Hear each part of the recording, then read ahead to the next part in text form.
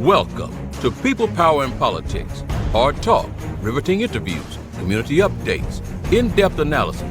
That's People, Power, and Politics. We tell it to you as it is. No holds barred.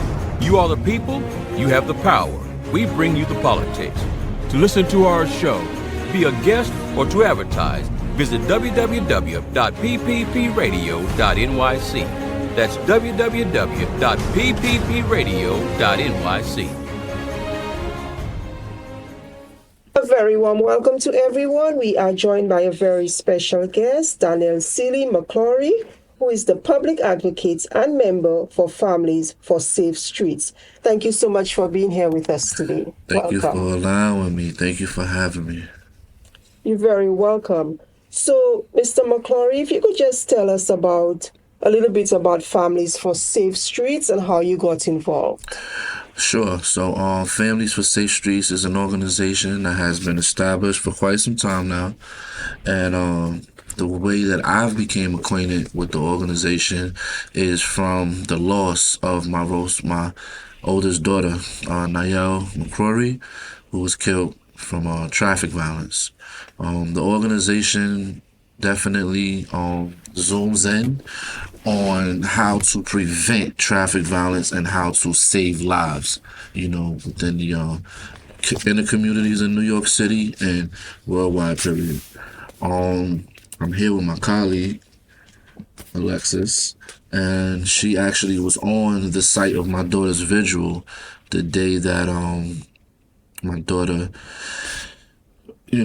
was going through the decease. And I met Alexis. She came up to me very humble, and she introduced me to another member who she was with. And she was just very supportive. At the time, I was going through a plethora of emotions, so I couldn't really fathom everything.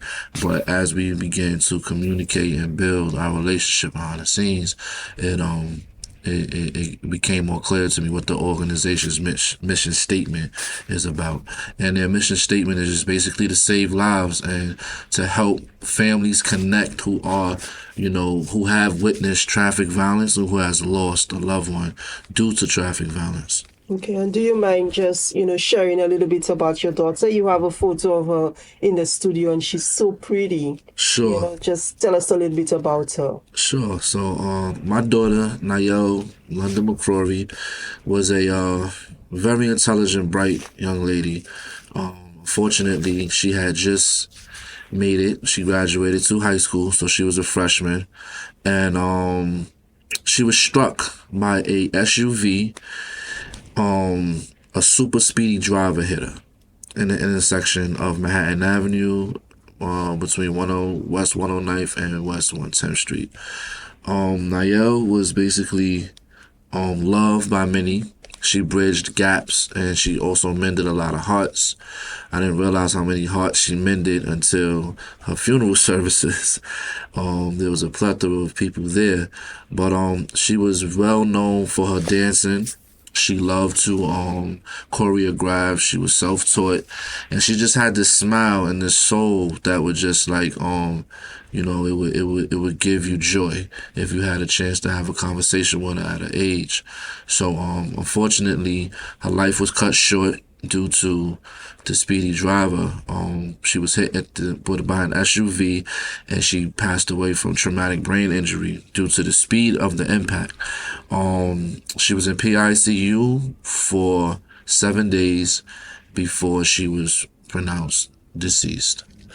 Thank you for sharing that with us. So, obviously, there's a lot of pain, and you've turned that pain now into a passion to help other families that they don't experience what you experience, and those who did, to provide support. And I know there is a bill, the speed limiters for reckless drivers. Can we talk about that? Yes. So the speed limiters for reckless drivers bill, very important, very important. This bill is super important to not just me, but many people within the communities and this organization. So the speed limits for the most reckless drivers will protect everyone traveling around our state from the worst of the worst speeders, the super speeders. It would require this small percentage of drivers to install a speed limiter on their vehicle to physically stop them from speeding. This bill is modeled after MADS, MADDS, effort to stop drunk drivers by requiring technology called breathalyzers. A similar bill was just signed into law in Virginia, where there's a Democratic legislator but a Republican governor. So I'll go on a little bit more depth. This device is actually designed to be installed in your vehicle if you receive 6 speeding tickets within a certain time frame in the year. It's basically a device that helps your vehicle decelerate from going over the lawful speed limit, which is 25 miles per hour. You wouldn't go over 5 miles per hour based on this device. Same thing it applies if you're on a highway, if you're just on a local street. It would allow your vehicle to decelerate. So the purpose of this device, because we get this a lot, and it's a big purpose. One of the purposes is the main purpose to help change speedy drivers' behaviors by raising more awareness to what's being done. The second reason why this is important to be installed is because it also helps the driver as well. We're not saying, hey, punish this driver, take away his license, revoke him, throw him in prison. We're saying, hey, here's a new invention. Here's a way for us to actually say, you know what? You're speeding. If you are unaware of your speed, here's a chance to become more aware of your reckless behavior, because you can possibly take lives, if not one. So that's where, this speed limiters for reckless drivers bill is important. We have been up at Albany a few times. We have a few people that are interested in the bill who have signed on. I forgot who's the bill sponsored by? Senator Andrew Gannardes. The bill is sponsored by Senator Andrew Gannardes, and it was recently Senator Claire. She just signed on from the West Harlem, Upper West Harlem district in Manhattan, and it's moving. This is no joke. This is really serious. Like, we need to become more aware of the speed when we're on these streets. Everybody's in a rush, and a lot of people don't understand what 27 miles per hour looks like behind the vehicle and behind hitting someone. And it's very traumatic. So I was going to ask you about support, and you mentioned those 2 senators. How can we get more support for this bill and to get it passed? What can the public do? If the public wants to learn more about the bill and get involved, they can check it out at familiesforsafestreets.org. There's information there. And, once you go to the website and you look up the bill, you can engage by just contacting any of the organizers or admin, who will be more than helpful to direct you, on how to become engaged with this bill. Okay. What other information can you share with us regarding Families for Safe Streets? In terms of programs, services, general support. So when it comes down to Families for Safe Streets, it's self-explanatory. Families for Safe Streets, and everyone who is a part of this organization is family oriented. And everyone who is a part of this organization has witnessed, if not been involved, but has witnessed traffic violence or the loss of a loved one.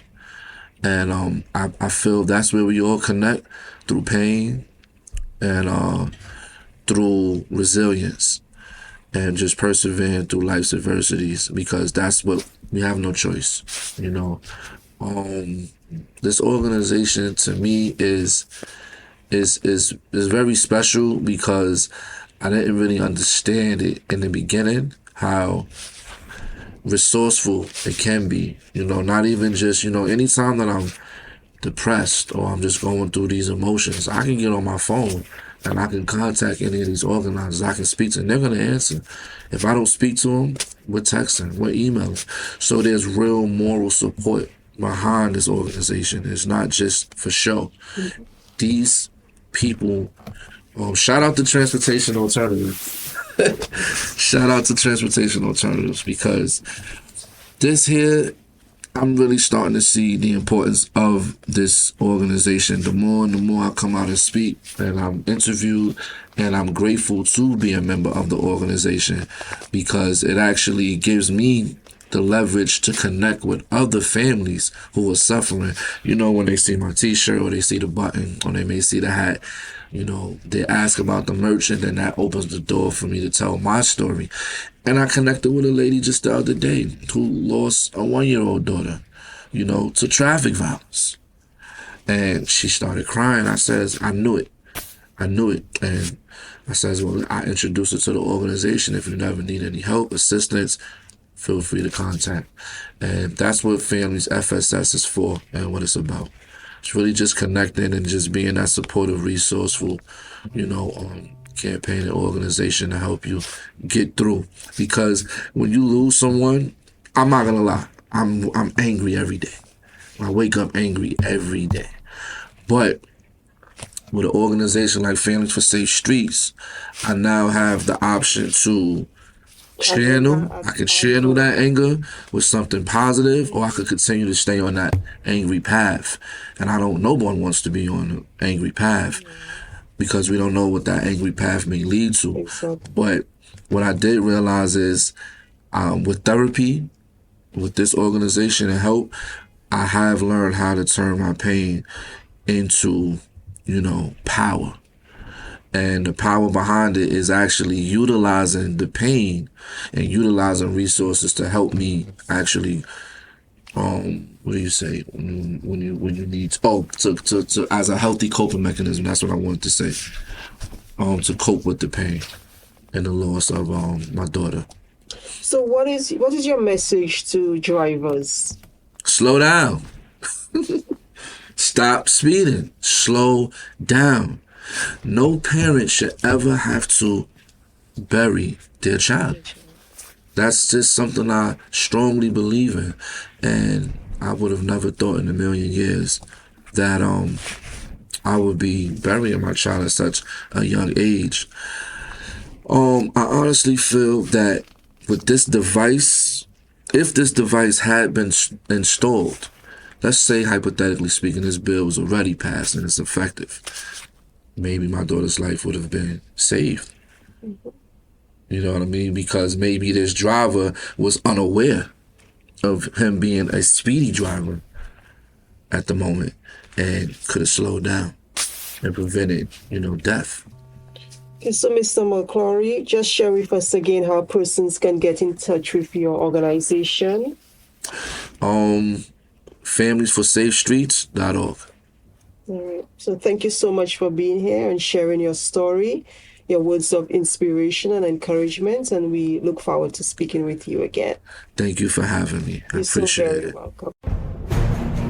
People, power, and politics. Hard talk, riveting interviews, community updates, in-depth analysis. That's people, power, and politics. We tell it to you as it is.